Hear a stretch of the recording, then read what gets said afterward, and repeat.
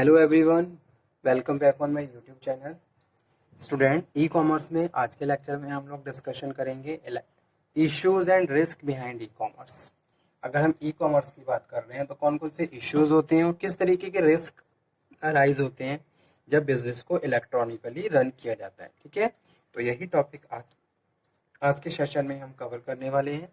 I hope आपने last वाला lecture भी अटेंड कर लिया होगा और कोई डाउट हो, कोई क्वेरी हो तो आप दोबारा से डिस्कशन कर सकते हो। ठीक है, so let's cover today's topic, that is issues and risk behind e commerce. तो सबसे पहले हम ये समझेंगे ई कॉमर्स है क्या। ठीक है, उसके बाद इश्यूज और रिस्क के बारे में डिस्कशन करेंगे। ठीक है, वैसे क्या है, अगर हम किसी भी इंफॉर्मेशन को ऑनलाइन अगर हम शो करते हैं तो वहाँ पे हम बहुत सारे रिस्क रहते हैं कि भाई हमारा डेटा लीक ना हो जाए, या फिर कितनी एक्यूरेसी है, ट्रांसपेरेंसी है, रिलायबिलिटी है। तो इस तरीके की पॉइंट्स और इस तरीके की प्रैक्टिसेस हर बिजनेस पर्सन के माइंड में आती हैं बिजनेस ओवर इंटरनेट रन करने से पहले, कि भाई अगर मैं इलेक्ट्रॉनिक मोड के थ्रू बिजनेस को रन करता हूँ तो मुझे अपनी बहुत सारी इंफॉर्मेशन इलेक्ट्रॉनिकली प्रोसीड करनी होगी। तो ऐसे में मेरा जो कंपनी से रिलेटेड जो फैक्ट है, डेटा है, जो भी मेरी स्ट्रेटेजी है, ऐसा ना हो वो स्ट्रेटेजी लीक हो जाए। ठीक है, तो इस तरीके के रिस्क बहुत सारे माइंड में आते हैं एंटरप्रेन्योर्स के, बिजनेस पर्सन्स के, जब भी वो बिजनेस को इलेक्ट्रॉनिकली रन करते हैं। ठीक है, तो किस तरीके से ये रिस्क को हम सॉर्ट आउट कर सकते हैं। तो ई कॉमर्स है क्या है, trade on the internet is doubling of tripling over single years. ठीक है, in just a few years it will be generate hundred of billions of dollars in goods and services. ठीक है, e commerce क्या है, buying and selling of goods and services over the internet with the global network. If you are running your business, that is known as electronic commerce. उसको क्या कहते हैं, e commerce कहते हैं। ई कॉमर्स क्या है, e commerce is a platform where buyer and seller come together and buying and selling goods and services over the internet with the help of computer applications and the global network business proceeding. तो वो क्या है, e commerce है। Buying and selling over the internet electronically चल रही है तो वो क्या है, ई कॉमर्स है। अब ई कॉमर्स के थ्रू बिजनेस को हम बहुत इजीली और बहुत कम टाइम में आगे ले जा सकते हैं और प्रॉफिट जनरेट कर सकते हैं। ठीक है, क्योंकि इलेक्ट्रॉनिक कॉमर्स के थ्रू बहुत सारी चीजें ऐसी हैं जो हम इजीली कवर अप कर सकते हैं, लेकिन उसके पीछे बहुत सारे रिस्क भी रहते हैं, कुछ इश्यूज भी क्रिएट होते हैं। तो कौन कौन से रिस्क और कौन कौन से इश्यूज हैं, तो सबसे पहले यही डिस्कशन करते हैं, रिस्क फ्रॉम ई कॉमर्स। ठीक है, इम्प्लीमेंटेशन। तो ई कॉमर्स हमने समझ लिया, buying and selling goods and services over the internet. Internet के हेल्प पे, कंप्यूटर सिस्टम पे के थ्रू, इंटरनेट की हेल्प से अगर हम ऑनलाइन गुड्स को खरीद और बेच रहे हैं। ठीक है, ऑनलाइन मीन्स टू से ओवर द इंटरनेट, कोई एक फिजिकल प्लेस नहीं है, इंटरनेट पे ही बायर है और इंटरनेट पे ही सेलर है, दोनों आपस में फेस टू फेस कम्युनिकेशन नहीं हो रहा है, फेस टू फेस मीटिंग नहीं हो रही है, over the internet they are meeting together and the buying and selling goods and services, that is known as e commerce. उसको ई कॉमर्स कहते हैं। क्या रिस्क रहता है ये समझ लीजिए, the industry perceive the following risk. कौन कौन से रिस्क है, फर्स्ट वन है lack of commercial and legal system. ठीक है, अब बिजनेस को अगर हम फिजिकल फॉर्म में कर रहे हैं तो वहाँ पे हमारे पास बहुत सारी ऐसी चीजें रहती हैं, बहुत सारे डॉक्यूमेंटेशंस रहते हैं, बहुत सारे लीगल पर व्यूज रहते हैं। ठीक है, जिनको हम टाइम टू टाइम यूज कर सकते हैं, लेकिन अगर हम बात कर रहे हैं ओवर द इंटरनेट तो lack of commercial and legal system, तो कोई भी कॉमर्शियल और लीगल सिस्टम नहीं है।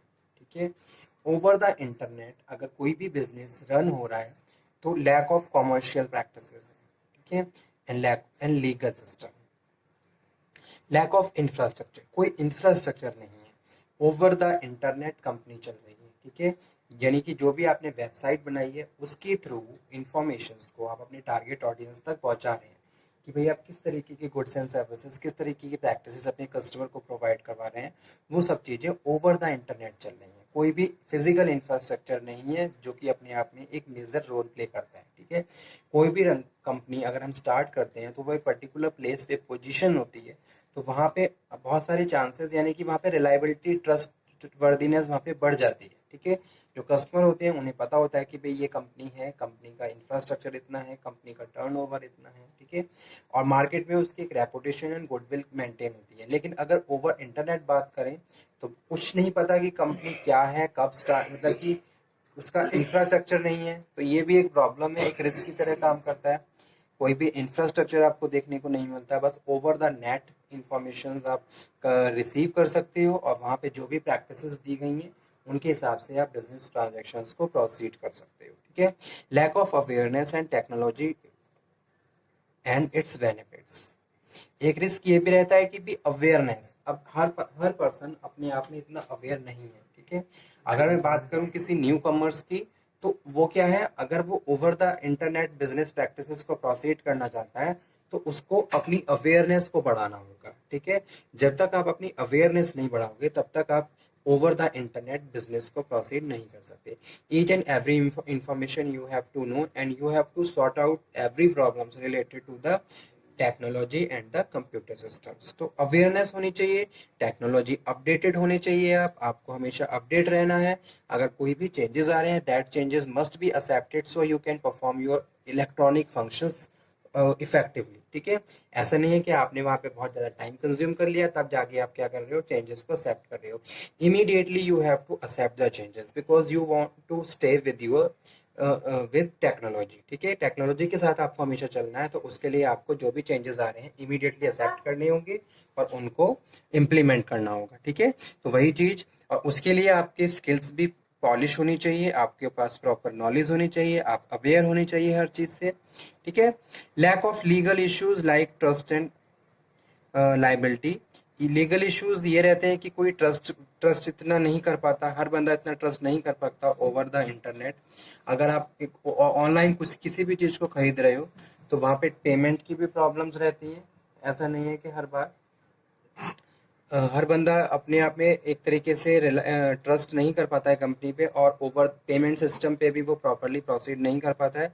तो ये भी एक प्रॉब्लम है, यानी कि कंपनी के ऊपर online over the internet trust नहीं रहता, ठीक है। तो ये भी एक प्रॉब्लम है, ये भी एक रिस्क है, लाइबिलिटी है। Lack of encryptions like trust and assurance. एकदम से हर कस्टमर ट्रस्ट नहीं करता है कंपनी की प्रैक्टिसेस पे, जो प्रैक्टिस कंपनी प्रोवाइड करवा रही है, ठीक है, एश्योर नहीं रहता है। Lack of consumer protection law, या फिर कंज्यूमर प्रोटेक्शन लॉ के जितने भी प्रोविजंस हैं आप उनसे अनअवेयर है, ठीक है। अगर कोई बिजनेस पर्सन है ओवर द इंटरनेट अपने बिजनेस को रन कर रहा है तो उसको एवरी प्रोविजंस अवेयर होनी चाहिए और साथ के साथ उन प्रोविजंस को उन्हें फॉलो भी करना है। कि भाई अगर आप ओवर द इंटरनेट बिजनेस को रन कर रहे हो तो certain provisions imposed on you people and you have to follow, you must be follow that provisions so you can perform your business functions electronically in very effective and smooth way, ठीक है। तो ये सारे consumer protection law के जितने provisions हैं वो। Lack of consistence taxation laws, ठीक है। तो ये सारे क्या हैं, ये रिस्क हैं ओवर द इंटरनेट जो इम्पोज होते हैं इस पे, कस्टमर्स पे।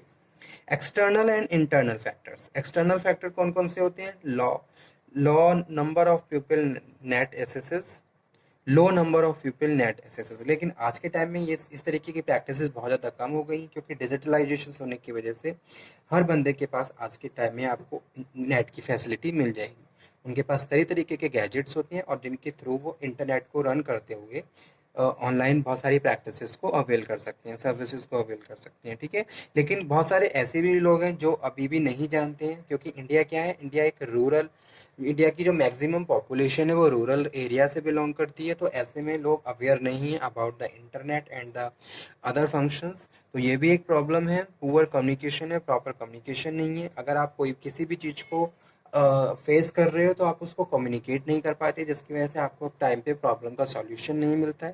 That is also create a very big problem to the number of the customer because they, एक उनके अंदर हेजिटेशन और नर्वसनेस है कि भाई अगर हम किसी चीज़ को नहीं जानते और वो चीज़ हम किसी से पूछ रहे हैं तो इट मीन्स कि वी आर लो, ठीक है। तो इस तरीके की प्रॉब्लम भी बहुत ज़्यादा रहती है। लीगल एंड रेगुलेटरी फ्रेमवर्क उसके बारे में प्रॉपर नहीं पता है।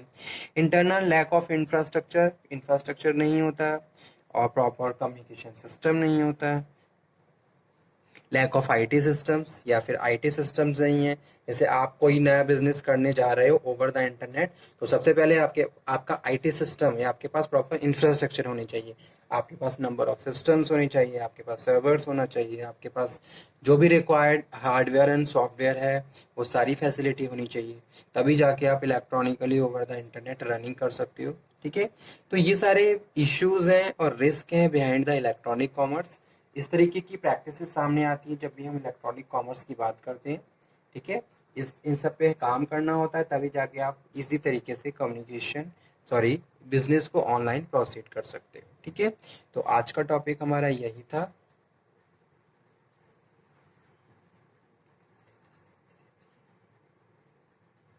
अपना देखो, ये देखो, ये वाला मुझे आपको देखना है, ये मुझे अच्छा लगता है, हम करा दी तो वो लेके आते थे।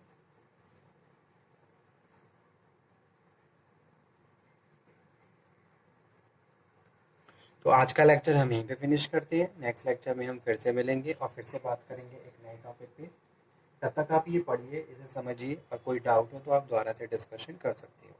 ई कॉमर्स में बहुत सारे टॉपिक हम ऑलरेडी डिस्कस कर चुके हैं। आई होप आपने वो लेक्चर अटेंड करे होंगे। ठीक है, जिस बच्चे ने जो टॉपिक अटेंड नहीं किया है, एक बार दोबारा से टॉपिक को अटेंड करिए। जितने भी लेक्चर्स हैं या फिर कोई टॉपिक रह गया है तो आप मुझे बता दीजिए, ताकि हम उसको भी कंप्लीट करें।